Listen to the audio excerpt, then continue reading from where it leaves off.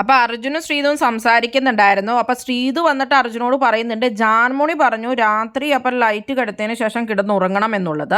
അതെന്താണ് അവർ അങ്ങനെ പറഞ്ഞതെന്നൊക്കെയാണ് അപ്പൊ ശ്രീതു അർജുനോട് ചോദിക്കുന്നത്. അത് വേറെ ഒന്നും ആയിരിക്കില്ല, നിന്റെ വീട്ടിൽ നിന്ന് മമ്മി വന്നപ്പോ പറഞ്ഞില്ലേ ആ കാര്യമായിരിക്കും ഉദ്ദേശിക്കണം, അല്ലാണ്ട് വേറെ എന്തായിരിക്കും അർജുൻ പറയുന്നുണ്ട്. അപ്പൊ ശ്രീതു പറയണ ഇല്ല, അവർ ഒരുമാതിരി ഭയങ്കര ഒരു ആക്കി ചിരിച്ചുകൊണ്ടാണ് പറഞ്ഞത്, എനിക്ക് മനസ്സിലാവുന്നില്ല എന്നൊക്കെ പറഞ്ഞ ശ്രീതു ആകെ കൺഫ്യൂസ്ഡ് ആയിട്ട് ഇരിക്കുന്നുണ്ട്. 6 ദിവസം കഴിഞ്ഞ് പുറത്ത് പോയാൽ മതിയായിരുന്നു എന്നൊക്കെയാണ് അപ്പൊ ശ്രീതു പറയുന്നത്. ജാൻമണി ആ പറഞ്ഞത് ശ്രീതുവിന് ഭയങ്കര നെഗറ്റീവായിട്ട് ഫീൽ ചെയ്തിട്ടുണ്ട്. അർജുൻ പറയുന്നുണ്ട് അതൊന്നും ആയിരിക്കില്ല, ആ സംഭവം ആയിരിക്കും അവർ ഉദ്ദേശിച്ചത് തന്നെ അർജുൻ വീണ്ടും പറയുന്നുണ്ട്. ചേട്ടാ ചിരി അത്ര സുഖമില്ല എന്നാണ് ശ്രീതു പറയുന്നത്.